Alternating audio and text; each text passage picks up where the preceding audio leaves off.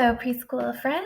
It's Miss Anderson, and today we are reading a story called The Little House by Virginia Lee Burton. So, this is a story about a little house who starts out living in the country, and then she ends up living in the busy city.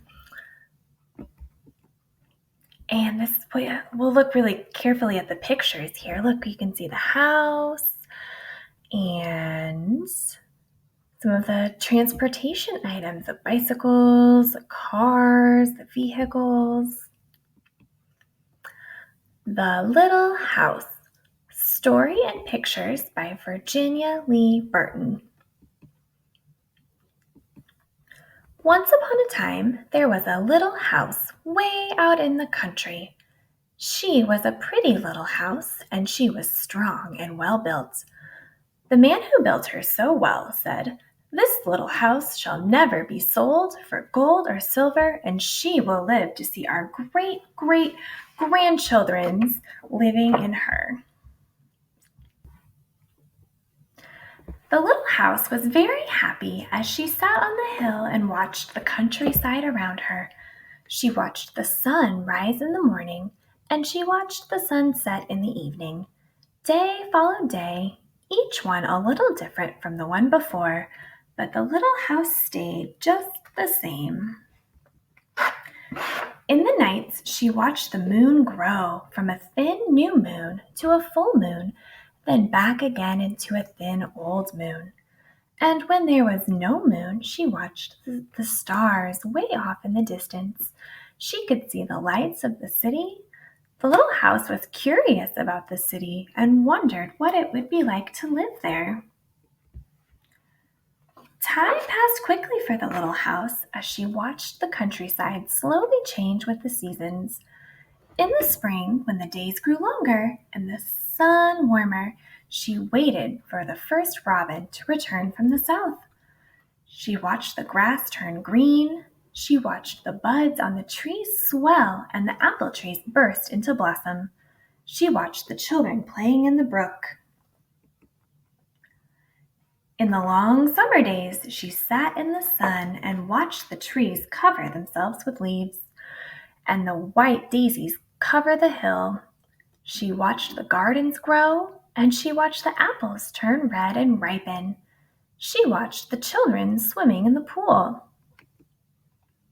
In the fall, when the days grew shorter and the nights colder, she watched the first frost turn the orange leaves to bright yellow, and orange and red. She watched the harvest gathered and the apples picked. She watched the children going back to school. In the winter, when the nights were long and the days short and the countryside covered with snow, she watched the children coasting and skating. Year followed year. The apple trees grew old and new ones were planted. The children grew up and went away to the city. And now at night, the lights of the city seemed brighter and closer. One day, the little house was surprised to see a horseless carriage coming down the winding country road. Pretty soon, there were more and more of them on the road and fewer carriages pulled by horses. Pretty soon, along came some surveyors and surveyed a line in front of the little house. Pretty soon, along came a steam shovel and dug a road through the hill covered with daisies. Then some trucks came and dumped big stones on the road. Then some trucks came with little stones. Then some trucks came with tar and sand. And finally, a steamroller came and rolled it all smooth, and the road was done. Now the little house watched the trucks and automobiles going back and forth to the city. Gasoline stations, roadside stands, and small houses followed the new road. Everyone and everything moved much faster now than before. More roads were made, and the countryside was divided into lots. More houses and bigger houses, apartment houses and tenement houses, schools, stores, and garages spread over the land and crowded around the little house. No one wanted to live in her and take care of her anymore. She couldn't be sold for gold or silver, so she just stayed there and watched. Now it was not so quiet and peaceful at night. Now the lights of the city were bright and very close, and the street lights shone all night. This must be living in the city, thought the little house, and didn't know whether she liked it or not. She missed the field of daisies and the apple trees dancing in the moonlight. Pretty soon there were trolley cars going back and forth in front of the little house. They went back and forth all day and part of the night. Everyone seemed very busy, and everyone seemed to be in a hurry. Pretty soon there was an elevated train going back and forth above the little house. The air was filled with dust and smoke, and the noise was so loud that it shook the little house. Now she couldn't tell when spring came, or summer, or fall, or winter. It all seemed about the same. Pretty soon there was a subway going back and forth underneath the little house. She couldn't see it, but she could feel it and hear it. People were moving faster and faster. No one noticed the little house anymore. They hurried by without a glance. Pretty soon, they tore down the apartment houses and tenement houses around the little house and started digging big cellars, one on each side. The steam shovels dug down 3 stories on one side and 4 stories on the other side. Pretty soon, they started building up. They built up 25 stories on one side and 35 stories on the other.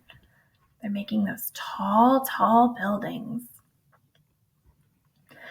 Now, the little house only saw the sun at noon and didn't see the moon or stars at night at all because the lights in the city were too bright.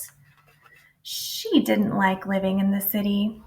At night, she used to dream of the country and the field of daisies and the apple trees dancing in the moonlight. The little house was very sad and lonely. Her paint was cracked and dirty. Her windows were broken and her shutters hung crookedly. She looked shabby, though she was just as good a house as ever underneath. Then, one morning in spring, along came the great-great-granddaughter of the man who built the little house so well. She saw the shabby little house, but she didn't hurry by. There was something about that little house that made her stop and look again. She said to her husband, "That little house looks just like the little house my grandmother lived in when she was a little girl. Only that house was way out in the country on a hill covered with daisies and apple trees growing around." They found out it was the very same house, so they went to the movers to see if the little house could be moved. The movers looked the little house all over and said, "Sure, this house looks as good as ever. She's built so well we could move her anywhere." So they jacked up the little house and put her on wheels. Traffic was held up for hours as they slowly moved her out of the city. So there's the little house. It's on a truck. At first, the little house was frightened. But after she got used to it, she rather liked it. They rolled along the big road, and they rolled along the little roads until they were way out in the country. When the little house saw the green grass and heard the birds singing, she didn't feel sad anymore. They went along and along, but they couldn't seem to find just the right place. Finally, they saw a little hill in the middle of a field and apple trees growing around. "There," said the great-great-granddaughter. "That's just the place." "Yes, it is," said the little house to herself. A cellar was dug on top of the hill, and slowly they moved the house from the road to the hill. The windows and shutters were fixed, and once again they painted her a lovely shade of pink. As the little house settled down on her new foundation, she smiled happily. Once again she could watch the sun and moon and stars.